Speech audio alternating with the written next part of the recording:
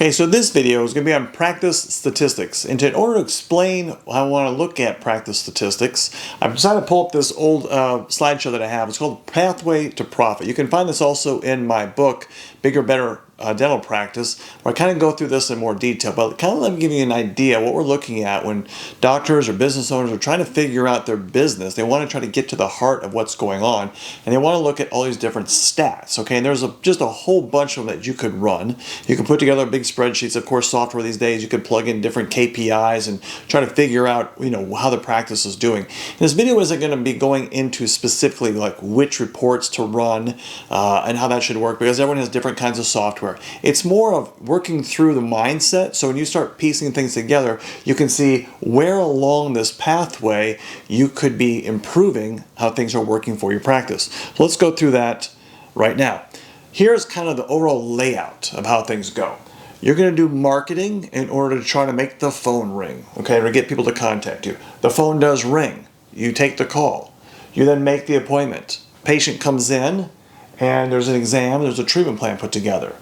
Then the patient's scheduled for treatment, production happens, collection happens, and then profit is what comes out at the end. So we're going to go through each one of these critical steps to see what you might want to look for, what kind of software calculations you want to plug into your practice management software to figure out what will give you the information that you're trying to zero in on to see where along this pathway things could be improved. So let's go to the first part.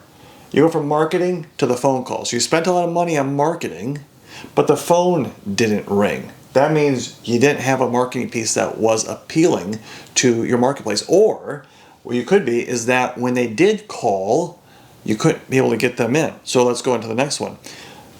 Phone call came in, did not make an appointment. So marketing worked, the phone rang, but you couldn't get patients in. There was not a match. Either there was some deal breaker thing in our situation that the patient didn't like. We were out of network, weren't open on Saturdays. It could be a whole bunch of different reasons, but it could also be that you are booked up. Like just say patient wants to come in to get their teeth cleaned, and their hygiene department is so far booked out that it becomes very inconvenient for the patient to make the appointment.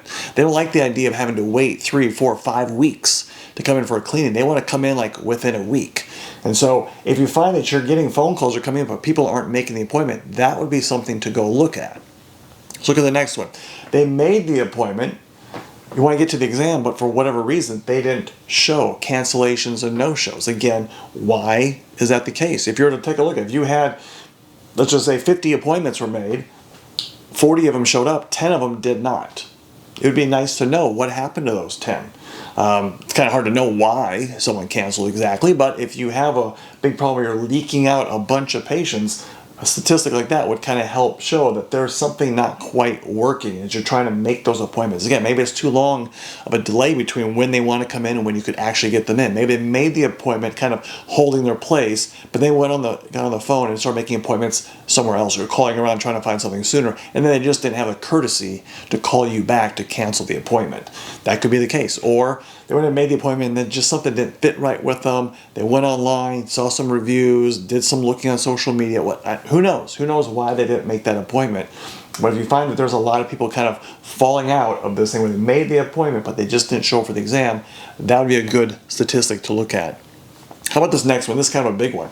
They came in, they did the exam, you put together a treatment plan, but then they never scheduled. Okay?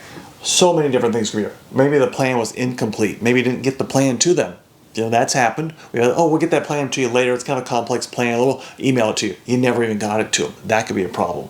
How about the financial arrangements? It was just, for whatever reason, it was just too much for them, or you didn't have financing availability to them where they could afford it, or maybe it wasn't broken up. It was all just one big global fee, and it was just too much for them.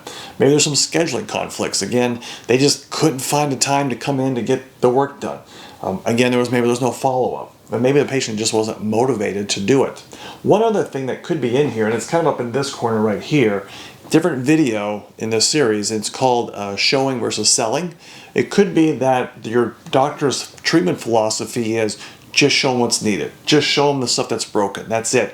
They don't talk with patients about anything that's elective or anything that's cosmetic or something preventive. They're only zeroing in on the small little most urgent things, and they're not talking about anything else, and therefore small treatment plans are developed, and that can be a problem with the number of actual dollars being scheduled. Move on to the next one. They scheduled the treatment, but then they never made it over to production. They no-showed. They canceled. That could be a problem as well. Why are people canceling? That would be a good statistic to know, because if you're losing patients, you got all the way through to here, they scheduled, but then they never showed up, you can see how that might be a problem. Or how about this? You go over to the production part. Okay, inefficiencies, remakes. You could run reports on that, maybe not on inefficiencies, but on remakes, you could definitely run that. Actually, let me back up for a minute. Actually, on inefficiencies, you could look at your doctor's clinical availability, number of hours that they're available, and how much production they actually got done. Again, that might be related to the size of the treatment plans they're putting together, but if they're taking too long to get procedures done, you can definitely see where the amount of time given and the amount of time or amount of production actually performed, you could run that report to kind of see what might be off in their efficiencies. Next one, you did the production, and now you got to move to collections.